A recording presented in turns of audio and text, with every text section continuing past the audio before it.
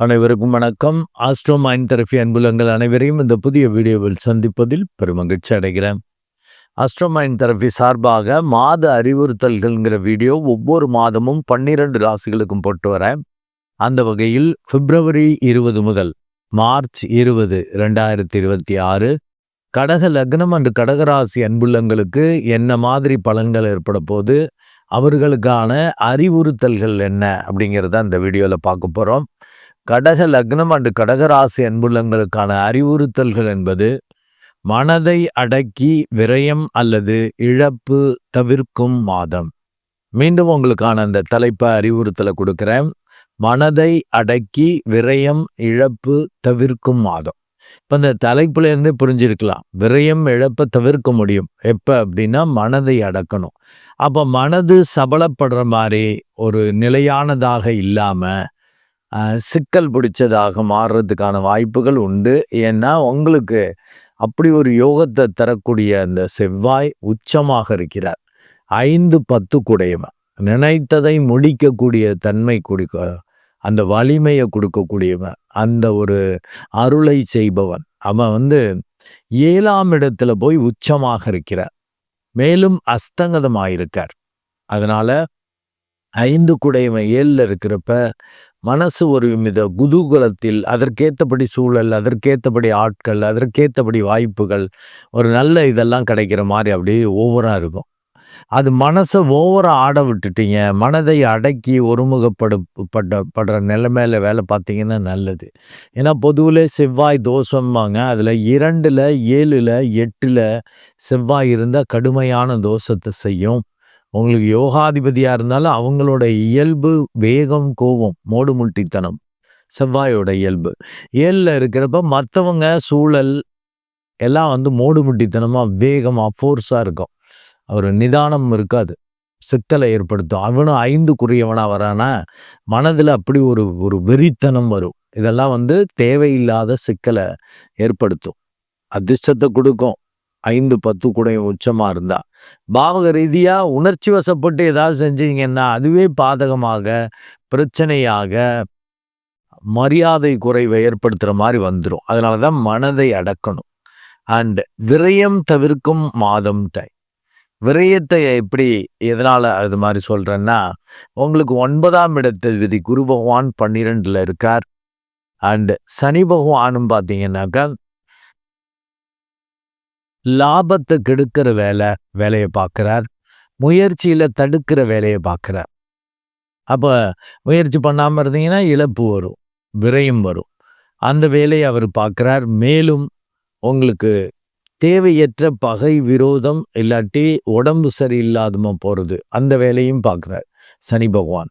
அதனால தான் விரயம் இழப்பு தவிர்க்கும் மாதம்னாக்கா நீங்கள் நல்லா மெடிடேட் பண்ணிட்டீங்கன்னாக்கா ஓரளவு நிதானமாக இந்த சூழ்நிலை கைதி போல சூழலுக்கு ஏற்றபடி, மற்றவங்களுக்கு ஏற்றபடி தடார்புடார்னு செய்யறது நடக்காமல் தப்பிக்க முடியும். ஏன்னா உங்களுக்கு இந்த செவ்வாய் கூட 23/2/2026 அப்புறம் 8ஆம் இடம் போயிடுறார், 7ஆம் இடத்திலிருந்து.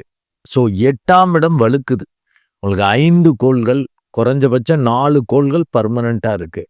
அது பெரிய அளவுக்கு எதிர்பாராதவைகளை நடக்க வைக்கும், தடார் புடார்னு உணர்ச்சி வசப்பட்டு செய்ய வைக்கும். 8னாலே ஆக்சிடெண்ட், ஆயில், அதுக்கெல்லாம் லிங்க் ஆகுற மாதிரி இருக்கும். ஸோ அங்கே 8 கோள்கள், 2 கூடையுமே 8ல் இருக்கான். 8ல் போய் மறையிறான்னு அர்த்தம். அப்போ பேரை கெடுத்துக்கிறது, குடும்பத்தை கெடுத்துக்கிறது, குடும்பத்து உறுப்பினர்களில் சிக்கல், அண்டு பொருளாதார ரீதியாக தனத்தை கெடுத்துக்கிற மாதிரி சிக்கல் பண்ணுறது, இப்படிலாம் வாய்ப்புகள் உண்டு. அண்டு பாதகாதிபதியான சுக்கிரன் போய் அங்கே மறையிறது நல்லது. இருந்தாலும் அவன் 4-11 கூடையவனாக போகிறதால சுகக்கேடு வர்றது, சொத்துக்கள், சொந்த பந்தங்கள் வழியாக ஒத்துழைப்பு கிடைக்காம போகிறது, பெரிய அளவுக்கு லாபம் வரும்னு ஒரு ஒரு ஒரு நம்பி இருக்கிறது கிடைக்காம போகிறது, இப்படிலாம் வர்றதுக்கான வாய்ப்பு கொடுப்பார். அது 2-3/2026 வரைக்கும் தான். 2-3/2026 அப்புறம் அந்த சுக்கிரன் உச்சமாகிறார். அது உச்சமாகிறது ஒரு வகையில் ப்ளஸ்ஸு. மெடிடேட் பண்ணிட்டீங்கன்னாக்கா பெரிய அளவுக்கு சொத்து சுகம், சொந்த பந்தங்கள் வழியாக நன்மை, சொத்துக்கள் வழியா பெரிய அளவுக்கு அதிர்ஷ்டம், நன்மை, லாபங்கள் அதிகமா கிடைக்கும். பேராசையான விஷயங்களும் நடக்கும். ஆனா நீங்க பேராசையோட செயல்பட்டீங்க அப்படின்னா சிக்கல். அதே மெடிடேட் பண்ணிட்டீங்க. ஏன்னா லக்னத்துக்கு 9ல போய் உச்சமாகிறார் அந்த சுக்கிரன். நல்ல மெடிடேட் பண்ணிட்டீங்கன்னா ஒரு சமநிலையில இருப்பீங்க. பேராசை வராது. எல்லாம் கடவுள் கொடுத்த வாய்ப்பு. கடவுள் தான் செய்ய வைக்கிறான்னு சொல்லிட்டு அப்படி நிதானமாக செயல்பட்டு பெரிய அளவுக்கு சொத்து சேர்க்கை, பெரிய அளவுக்கு வித்தையை கத்துக்கிறது, பெரிய அளவுக்கு லாபத்தை வரவழைத்துக் கொள்வதுன்னு பண்ண முடியும். அண்ட் உங்களுக்கு 7, 8 கூடையவனோடு அவன் சேர்ந்திருக்கான். அப்ப மற்றவங்க கூட்டாளிகள் வழியாத்தான் நன்மைகளை, லாபத்தை, சுகத்தை அனுபவிக்க முடியும். அப்ப நல்லா மெடிடேட் பண்ணிட்டா தான் உங்களுக்கு நல்லது. இல்லாட்டி சிக்கல். 9 கூடையவன் 12ல போய் மறைகிறான். பண்ண மாட்டீங்க. மெடிடேட் பண்ண வராது. என்ன சாமியை கும்பிட்டு என்னது ஒன்றும் அவர் செய்ய மாட்டேங்கிறார், கும்பிட்டு என்னத்துக்கு வேஸ்ட் அப்படிங்கிற ஒரு அலட்சியம் வரும். ஏன்னா 9ல் சனி பகவான் இருக்கிறதும் அப்படி ஒரு டல்லு சோம்பேறித்தனத்தை கொடுப்பார். பார்த்துக்கலாம் அப்படின்னு தள்ளி போட வைப்பார். 9ஆம் இடத்ததிபதியும் 12ல் போய் மறையிறதும் தப்பு, வக்ரம் பெற்று போயும் இருக்கார். திடீர்னு நினச்சிக்கிட்டீங்கன்னாக்கா தீவிரமாக மெடிடேட் பண்ணுவீங்க. அவசியம் மெடிடேட் பண்ணுங்க. ஏன்னா உங்களுக்கு 8ஆம் இடம் வலுக்கிறது அவன் அருள் வேண்டும். ஏன்னா எதிர்பாராத வகையில் பேசுறது, பேச்சின் மூலம் கெட்டதை வரவழைச்சிக்கிறது, முயற்சியின் மூலமாக வெட்டி அலைச்சல் வீண் விரயங்களை வரவழைத்து கொள்வது, மேலும் பெரிய அளவுக்கு பாதகத்தை சுகம் கருதி, லாபம் கருதி பெரிய அளவுக்கு பாதகத்தை வரவழைச்சிக்கிறது, இதெல்லாம் வர்றதுக்கான வாய்ப்புகள் உண்டு. ஏன்னா பாதகாதிபதி உச்சமாக இருக்கிறப்ப பாதகங்கள் மேலோங்கும். அது உங்களை அறியாமல் செஞ்சிருவீங்க. குறிப்பாக எதிர்பாலினர் வகையிலையும் நீங்கள் அன்பு பாசக்கார ஆள். இந்த அன்பு பாசத்திலே மற்றவங்க விட்டில் பூச்சிகள் போல உங்கள்கிட்ட விழுந்துருவாங்க. உங்கள் அன்பு பாசத்துக்கு அடிமை ஆயிடுவாங்க.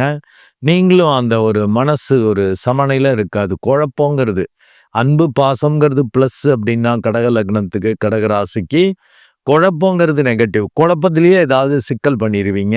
அது கவனமாக இருக்கணும். அண்டு சூரியனும் 2ஆம் இடத்ததிபதி 15/3/2026 வரைக்குமே 8ல் மறைந்து தான் இருக்கார்.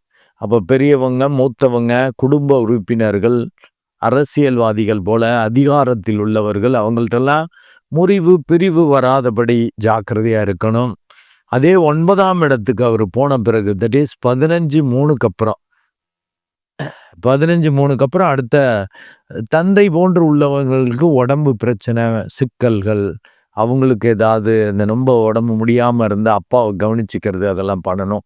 இப்போ பெரியவங்க மூத்தவங்கள்ட்ட முரண்பாடு வராமல் இருந்துக்கங்க. அதுக்கப்புறம் அவங்களுக்கு சிக்கல் வரும். பெரியவங்க தந்தை போன்று உள்ளவர்களுக்கு 9ஆம் இடம் மாறுறப்ப.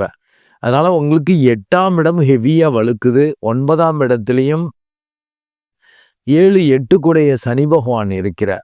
என்ன நடக்கும்னே தெரியாது. மெடிடேட் பண்ணிட்டீங்கன்னா நிதானமாக இருப்பீங்க. இல்லாட்டி மற்றவங்க சூழலை நம்பி எதிர்பாராதவைகள் நடக்கிறத நினச்சி பயந்துக்கிட்டு ஒரு மாதிரி என்ன செய்யறதுன்னு தெரியாமல் ஸ்தம்பிக்கிற மாதிரி பண்ணும். அண்டு 2ல் இருக்கிற கேது, 8ல் இருக்கிற ராகுவும் ஒரு ஒரு சரியான முடிவு இருக்க முடியாதபடி முறிவு பிரிவு ஒரு சிக்கல்கள் வர்ற மாதிரி ஒரு சர்ப்ப தோஷத்தை ஏற்படுத்துகிறார். ஃபஸ்ட்டு உங்களுக்கு ஓகேன்னு தோணும், இம்மீடியட்டாக அப்புறம் நாட் ஓகேன்னு தோணும். ஃபஸ்ட்டு ஓகே சொல்லிட்டு அப்புறம் நாட் ஓகேம்பிங்க, குழம்புவீங்க பேச்சிலையும். அதனால் கண்டிப்பாக மெடிடேட் பண்ணிக்கணும்.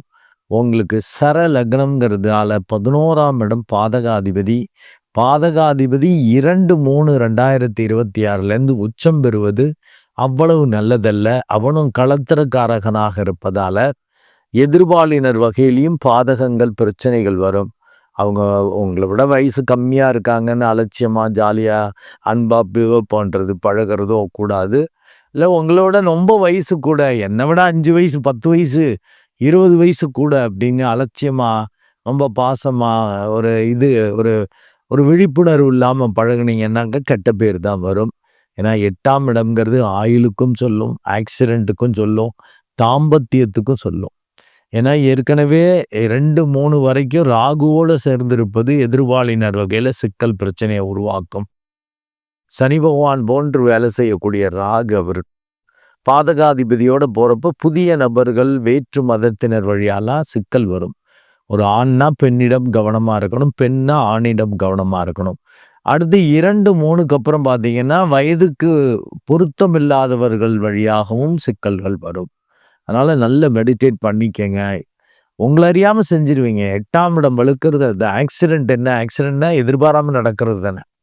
அந்த மாரி வரும். அது மாரி எதிர்பாராம பேசி, எதிர்பாராம முயற்சித்து, சிக்கல்கள வரவழைச்சுக்கிறதுக்கான வாய்ப்பாக இருக்கிறதால மனதை அடக்கணும். ஏன்னா விரயம், இழப்பு வரும். கண்டிப்பா வரும். அத தவிர்க்கிறதுக்கு மனதை அடக்கணும். அதுக்கு மெடிடேஷன் தான் ஒரே தீர்வு. அது பண்ணீங்கன்னா பெரிய அளவுக்கு சிக்கல் வராது. அத பண்ண உடாதபடி தான் குரு பகவான் கெடுப்பார்ன்னு இருக்கேன். வக்ரம் பெற்று 12ல போய் மறையறதால, எதுக்கு சாமி கும்பிட்டு சாமிய கும்பிட்டு கும்பிட்டு என்னத்த கண்டோம்? ஒரே பிரச்சனை. இதுவரையிலும் அஷ்டம சனியா இருந்துச்சு. 9க்கு போய் ஏதாவது நல்லது பண்ணணும்னு பார்த்தேன் பண்ணல. ராகு கேதுவும் பிரச்சனை. குருவும் பிரச்சனை. 12ல இருக்கு பூர்வ பாக்கியாதிபதி. எல்லாமே கெடுதலா இருக்கு. இதுல என்னத்த சாமி கும்பிட்டு என்னத்த பண்ணேன் அப்படின்னு தோணும். அது மாரி இருக்காதீங்க. நல்ல மெடிடேட் பண்ணிட்டு, இந்த பிரச்சனைகளை எதிர்நோக்கினீங்கன்னா, நல்ல வலிமை மிக்கவர்களாக மாறுவீங்க. அதுக்கு தான் இந்த மாரி சோதனைகள் வருது. நெறைய சோதனைகள் வருதுனாலே கடவுள் உங்களிடம் நெருங்குகிறார்ன்னு அர்த்தம். உங்களை வலிமைப்படுத்த தயார்படுத்துகிறார். வலிமைப்படுத்துறதுக்காக தான் இந்த மாரி சோதனைகள குடுக்குறார்ன்னு அர்த்தம். மெடிடேட் பண்ணிக்கணும். அப்படியே விரக்தியில அப்படி விட்டுறக்கூடாது. நன்றி அன்புள்ளங்களே! மீண்டும் ஒரு நல்ல வீடியோல உங்கள சந்திக்கிறேன். அதுவரை உங்களிடமிருந்து வணக்கம் கூறி விடைபெறுவது உங்கள் அன்பு டாக்டர் அருட்குழந்தை ஆர். கணேசன். நன்றி, வணக்கம்.